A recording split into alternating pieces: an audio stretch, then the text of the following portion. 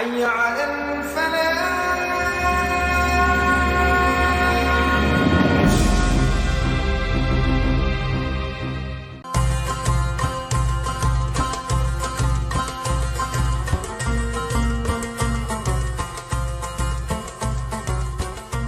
الله عليه وسلم ثم جميع الصحابة القرب والتابعين وتابعي التابعين لهم بإحسان إلى يوم الدين ثم إلى روح الإمام أبي حامد محمد بن محمد الغزالي حجة الإسلام وأصوله وفروعه وجميع من انتسب إليه وجميع أهل هذا الطريق أن الله يتغشاهم برحمة والمغفرة يدخلهم الجنة برحمته ويبلغنا رمضان ويجعلنا من صوامه وقوامه وابتغائه من النار على هذه النية ولكل نية صالحة وإلى حضرة النبي محمد صلى الله عليه وسلم بسر الفاتحة. بسم الله الرحمن الرحيم الحمد لله رب العالمين الرحمن الرحيم إياك نعبد وإياك نستعين اهدنا الصراط المستقيم صراط الذين أنعمت عليهم غير المغضوب عليهم. بالسند المتصل إلى الإمام حجة الإسلام أبي حامد محمد بن محمد الغزالي الطوسي رحمه الله تعالى ونفعنا به في الدارين آمين. كتاب أسرار الصوم ومهماته. بسم الله الرحمن الرحيم. الحمد لله الذي أعظم على عباده المنة لما دفع عنهم كيد الشيطان وفنه ورد أمله وخيب ظنه إذ جعل الصوم حصنا لأوليائه وجنه وفتح لهم به أبواب الجنة وعرفهم أن وسيلة الشيطان إلى قلوبهم الشهوات المستكنة وأن بقمعها تصبح النفس المطمئنة ظاهرة الشوكة في قصم خصمها قوية المنة. والصلاة على محمد قائد الخلق وممهد السنة وعلى آله وأصحابه ذوي الآراء الثاقبة والعقول المرجحنة وسلم تسليما كثيرا. أما بعد فإن الصوم ربع الإيمان بمقتضى قوله صلى الله عليه وسلم الصوم نصف الصبر وبمقتضى قوله صلى الله عليه وسلم الصبر نصف الإيمان. ثم هو متميز بخاصية النسبة إلى الله تعالى من بين سائر الأركان إذ قال الله تعالى فيما حكاه عنه نبيه صلى الله عليه وسلم كل حسنة بعشر أمثالها إلا 700 ضعف إلا الصيام فإنه لي وأنا أجزي به. وقد قال الله تعالى إنما يوفى الصابرون أجرهم بغير حساب والصوم نصف الصبر فقد جاوز ثوابه قانون التقدير والحساب. وناهيك في معرفة فضله قوله صلى الله عليه وسلم والذي نفسي بيده لخلوف فم الصائم أطيب عند الله من ريح المسك. يقول الله عز وجل إنما يذر شهوته وطعامه وشرابه من أجلي فالصوم لي وأنا أجزي به. وقال صلى الله عليه وسلم للجنة باب يقال له الريان لا يدخله إلا الصائمون. طيب الحمد لله. Pada sore hari ini kita diberikan taufik dan hidayah oleh Allah Subhanahu wa taala untuk kembali menuntut ilmu. Man salaka tariqan yaltamisu fi ilman sahalallahu lahu tariqan ilal jannah. Salah satu tanda bahwasanya orang Allah gampangkan buat masuk surga, salah satu tandanya adalah Allah mudahkan dia untuk hadir ke majelis-majelis ilmu. Makanya beruntung orang yang Allah bikin betah di pesantren, orang yang Allah Subhanahu wa taala bikin senang dengan majelis, hatinya sumpah kalau jauh dari majelis atau kalau majelis yang ditutup mungkin karena corona, tetap dia nggak berhenti buat menuntut ilmu dengan cara-cara lain. Banyak guru-guru kita yang ketika pengajian-pengajian diliburkan demi kemaslahatan umat di tengah adanya corona ini, banyak guru-guru kita yang mengambil jalan lain, wasilah lain, perantara lain untuk menyebarkan ilmu. Dengan cara apa? Dengan cara-cara pengajian live streaming. Ada sekarang aplikasi namanya Zoom, ada yang lewat YouTube, ada yang live streaming lewat Instagram. Nah, itu semua wasilah perantara buat menuntut ilmunya baginda Nabi Muhammad SAW. Nah, orang yang Allah gampangkan dia buat masuk surga, ciri-ciri ahli surga, enteng aja dah kalau buat nuntut ilmu. Walaupun majelis diliburin, tapi tetap dia cari cara. Dicari live streamingnya Habib Fulan, live streamingnya Ustadz Fulan, live streamingnya pengajian Kiai Fulan, Tuan Guru Fulan. Nah, orang yang cinta dengan majelis-majelis ilmu selalu haus dengan ilmu, selalu berusaha buat nyari ilmu. Itu tanda-tanda bahwasanya dia termasuk ahli surga. Mudah-mudahan kita semua termasuk golongan tersebut insyaallah. Amin ya rabbal alamin. Makanya Nabi Muhammad SAW mengatakan dalam hadis lain, man yuridillahu bihi khairan yufaqihu fid din. Nah, kalau pengen tahu Allah mudahkan, Allah menginginkan kebaikan atau tidak terhadap seseorang, coba lihat dia paham gak ilmu agama. Kalau dia paham ilmu agama, apalagi dia amalkan ilmu agamanya itu, maka tanda-tanda Allah menginginkan kebaikan buat dia. Orang supaya paham ilmu agama, pahamnya lewat majelis-majelis ilmu, lewat madrasah, lewat pesantren. Allah mudahkan langkah kakinya ke pesantren, Allah mudahkan langkah kakinya ke madrasah, Allah mudahkan langkah kakinya ke majelis ilmu, Allah mudahkan langkah jempolnya untuk ngeklik channel-channel yang di situ diajarkan ilmunya Rasulullah SAW. Nah, itu insya Allah menjadi tanda bahwasanya Allah menginginkan kebaikan bagi hambanya, bagi seseorang. Nah, tapi sebaliknya, kalau orang udah nggak demen aja sama majelis ilmu, udah nggak demen aja bawaannya. Kalau lihat streaming konser-konser demen, kalau lihat streaming film demen. Tapi streaming buat dengerin ilmu, aduh sayang kuota beb, mahal kuota. Wah, buang-buang kuota aja nih Ustadz, ceramahnya lama. Buang-buang kuota aja nih Habib, baca kitabnya lama. Na'udzubillah min dzalik. Nggak suka sama majelis ilmu, jangan-jangan tanda Allah nggak menginginkan kebaikan untuknya. Na'udzubillah min. Makanya alhamdulillah kita di sini bisa duduk di majelis ilmu, santri yang di pesantren, pesantren di lockdown sehingga tidak ada akses keluar masuk dari luar. Insya Allah kegiatan tetap bisa berjalan karena areanya area steril, dan yang di luar yang mendengarkan melalui live streaming.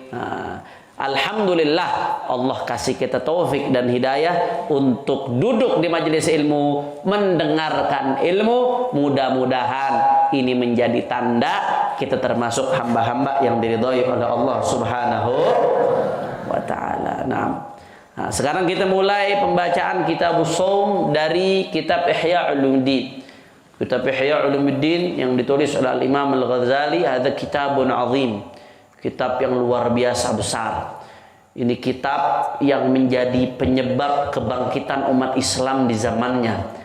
Dan kalau di setiap zaman pun diamalkan betul-betul isi kitab Ihya Ulumuddin, maka ini akan menjadi penyebab kebangkitan umat. Makanya ada salah satu guru kami yang bermimpi melihat baginda Nabi Muhammad SAW. Salah satu guru saya yang bermimpi melihat Nabi SAW. Nabi SAW mengatakan di akhir zaman ini banyak fitnah, banyak musibah, umat makin terpuruk. Kenapa sebabnya? Salah satu sebabnya karena umat meninggalkan kitab Ihya Ulumuddin.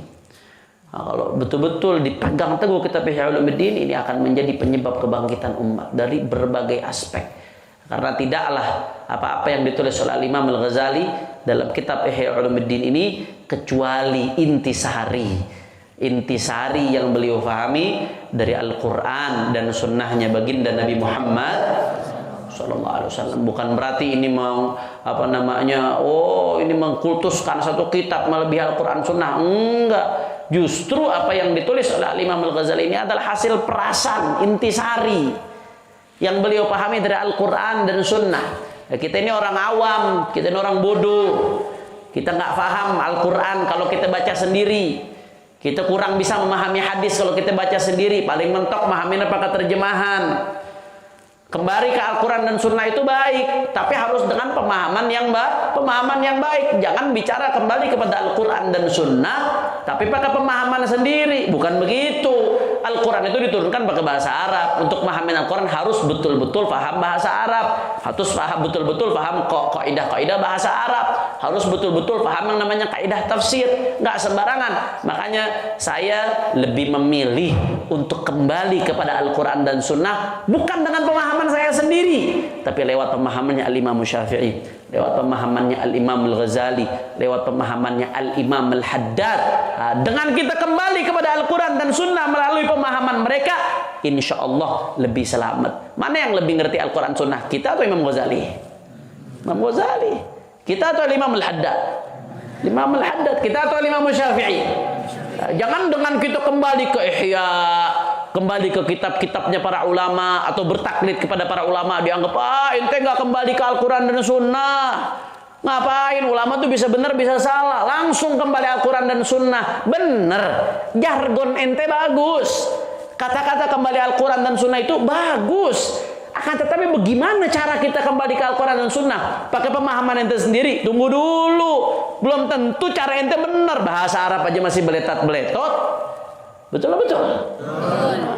Kembali kepada Al-Quran dan Sunnah melalui pemahamannya para ulama. Kitab-kitab yang ditulis oleh para ulama, termasuk Ihya Ulumuddin, tidak lain dan tidak bukan adalah intisari yang diambil dari Al-Quran dan sunnahnya baginda Nabi Muhammad Sallallahu Alaihi Wasallam. Begitu juga akhlaknya para salafun saleh dari zaman para sahabat sampai ke tabi'in, ke tabi'in sampai kepada zaman Al-Imam Al-Ghazali. Mudah-mudahan kita dapat keberkahan mereka semua insyaallah. Makanya ini kitab luar biasa, Ihya Ulumuddin ini kitab yang begitu luar biasa yang ditulis oleh Al-Imam Al-Ghazali. Nah, di sini kita mulai babus shaum karena sebentar lagi kita akan masuk bulan Ramadan. Supaya kita tahu bagaimana sih kita mesti ngadepin Ramadan. Bagaimana caranya kita nyambut Ramadan. Jadi nggak rugi kedatangan tamu besar, tapi kita nggak dapat apa-apa, rugi. Kalau kita kedatangan tamu besar, tapi tamu itu berlalu begitu saja, rugi. Makanya dalam riwayat dikatakan wailun man adraka Ramadan wa lam yughfar lah. Celaka orang yang dapetin Ramadan tapi nggak dapat ampunan Allah. Kenapa? Kata Imam Al-Haddad, saking besarnya ampunan Allah yang Allah berikan di bulan Ramadan. Berarti kalau ada orang yang keluar Ramadan masih nggak dapat ampunan Allah, itu udah kelewatan berarti itu. Berarti dia betul-betul mengabaikan perintah Allah. Betul-betul dia melanggar daripada apa yang Allah perintahkan dan menerjang larangan-larangan Allah. Rugi, celaka orang yang keluar dari bulan Ramadan, dia tidak mendapatkan ampunan dari Allah Subhanahu. Nah, tujuan kita nih ngaji Ihya sekarang apa? Ngaji Ihya Kitabus Shaum sebelum masuk Ramadan. Tujuannya tidak lain dan tidak bukan supaya begitu masuk Ramadan hati kita udah siap, zahir batin kita udah siap. Bagaimana menyambut tamu agung ini? Nah, kita biasanya kalau mau kedatangan tamu manusia, tamu besar, ulama besar atau pejabat besar mau datang ke rumah kita, otomatis siap-siap atau tidak? Oh, rumah dibersihin, masak segala macam, disambut. Bagaimana caranya kita pengen bikin tuh tamu besar senang? Otomatis orang yang mulia itu begitu disenengin pasti akan memberikan kita yang lebih besar. Gimana cara kita ulama besar datang kita, bagaimana caranya kita pengen dia senang supaya kita dapat keberkahan, dapat doanya. Itu kalau manusia. Ini tamunya Allah Ramadan.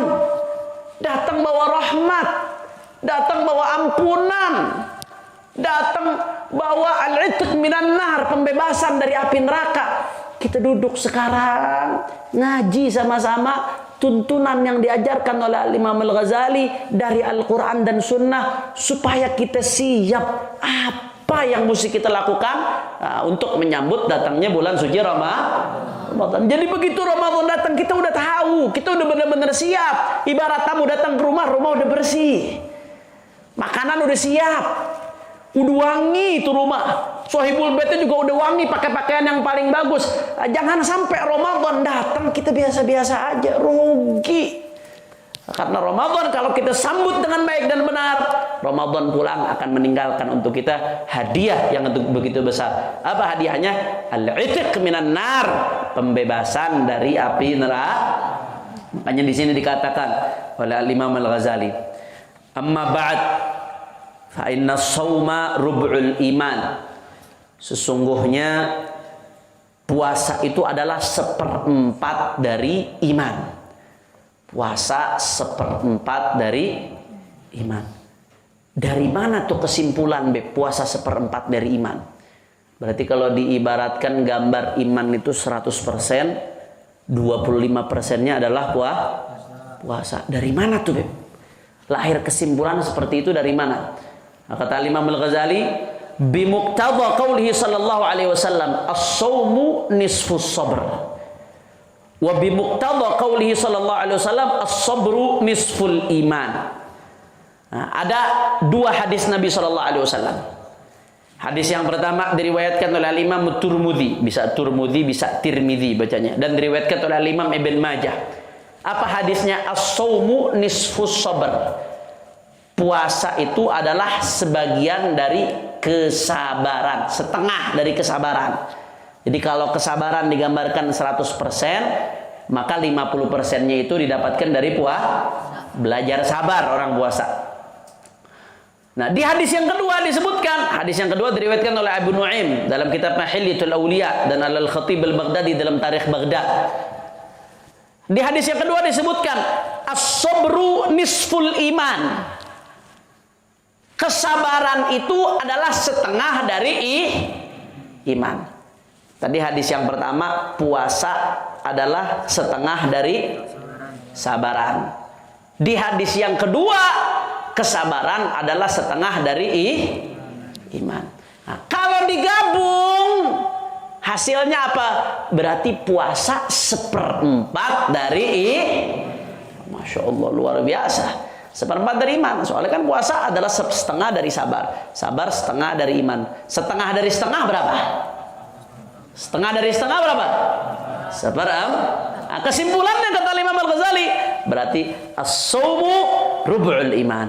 Puasa itu adalah 1/4 dari Makanya kalau orang meninggalkan puasa, seakan-akan dia menggoyang daripada pondasi keimanannya.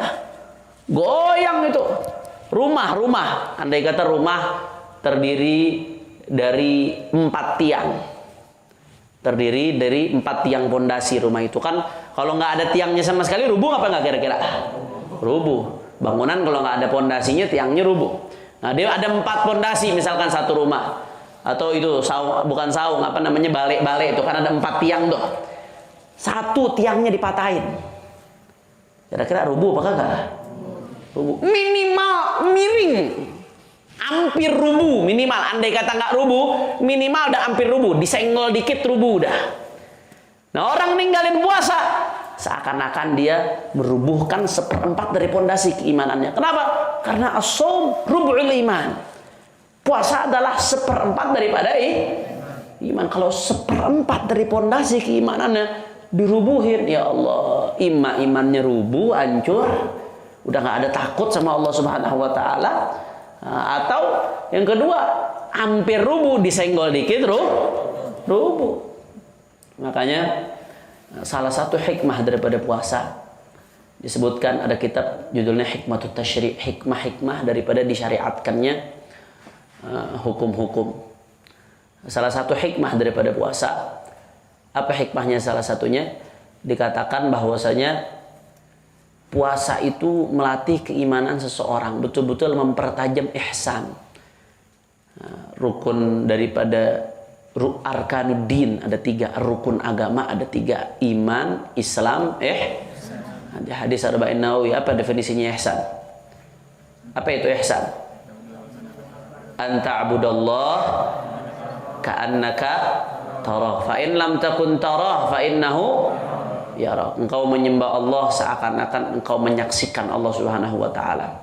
Betul-betul merasakan bahwasanya dia menyaksikan keagungan Allah, menyaksikan kebesaran Allah Subhanahu wa taala. Fa in lam takun tarah, kalau kau belum bisa kepada magom menyaksikan kebesaran keagungan Allah, minimal fa in tam takun tarah fa innahu yarak. Yakinilah, hadirilah dalam hati kita, sesungguhnya Allah Subhanahu wa taala melihat kita. Nah, puasa ini mempertajam ini. Mempertajam ihsan, mempertajam syuur di dalam hati kita, keyakinan bahwasanya Allah menyaksikan apa yang kita lakukan. Buktinya apa? Orang kalau puasa, benar-benar puasa ya, bukan puasa abal-abal, pulang dari sekolah mampir ke warteg, kakinya doang yang kelihatan kalau bulan puasa tuh. Bukan puasa yang model begitu, puasa yang benar-benar. Siang-siang pulang sekolah, pulang dari kuliah, panas Jakarta nih. Sampai ke rumah nggak ada orang, sendirian doang. Panas udah haga banget, udah aus luar biasa. Akhirnya lihat ada kulkas. Orang benar-benar puasa nih, lihat ada kulkas. Dibuka tuh kulkas. Ada air es 1 botol, udah keringetan tuh botol air es tuh. Nikmat betul ya Allah. Itu kira-kira kalau diminum lagi aus-ausnya siang-siang puasa enak apa kagak tuh? Kagak ada orang di rumah. Sendirian dia. Gak ada orang satupun di rumahnya. Panas banget lagi baru pulang kuliah. Aus sudah luar biasa, kering tenggorokan. Buka kulkas ada air es, botolnya udah keringetan. Tapi gara-gara dia puasa, dia lihat ya Allah. Tapi saya lagi puasa. Kalau saya minum batal. Ya udah deh, nggak usah diminum deh, taruh aja di tenggorokan. Apa yang membuat dia nggak mau minum? Padahal nggak ada orang, nggak ada yang lihat. Andai dia minum juga orang nggak tahu puasanya batal. Tapi dia nggak mau minum. Kenapa? Karena dia tahu Allah menyaksikan. Yang penting bukan puasa anda sah atau nggak sah di mata orang, bukan. Yang penting puasa anda sah atau nggak sah di sisi Allah Subhanahu. Itu ngelatih ihsannya dia orang yang puasa. Makanya dikatakan dalam kitab, dalam Hikmatut Tasyri' itu, andai kata semua orang betul-betul merenungi hikmat daripada puasa, andai kata semua orang betul-betul merenungi hikmat puasa, maka dunia ini akan menjadi seperti surga. Nggak ada orang ngerampok, nggak ada orang yang nyolong, nggak ada orang yang zalimin orang lain. Kenapa? Semuanya betul-betul sadar saya ini diawasin Allah. Andai kata manusia nggak ngelihat, Allah ngelihat. Andai kata manusia nggak tahu, Allah tahu. Andai kata saya nggak dihukum manusia, saya nggak bisa lolos dari hukuman Allah. Kalau semua orang betul-betul merenungi hikmat puasa, nggak ada pejabat yang korupsi, nggak ada begal yang melakukan begal, nggak ada rampok yang ngerampok, nggak ada pedagang yang nipu, nggak ada orang yang berzina. Kalau semua orang betul-betul merenungi hikmat daripada puasa, betul-betul dia ambil dars pelajaran daripada puasa, maka niscaya ihsannya itu akan betul-betul tajam. Dia akan selalu menyaksikan kehadiran Allah Subhanahu wa taala dalam kehidupannya, sehingga dia tahu bahwasanya Allah ma'i, Allah syahidi, Allah hadiri, Allah qaribun minni, Allah bersamaku dimanapun aku berada. Aku bermaksiat, aku disaksikan oleh Allah. Kata-kataku tidak baik, kata-kataku didengar oleh Allah. Apa pantas kalau kata-kataku sebagai seorang hamba ini didengar oleh Allah Subhanahu wa taala? Apa Allah ridha?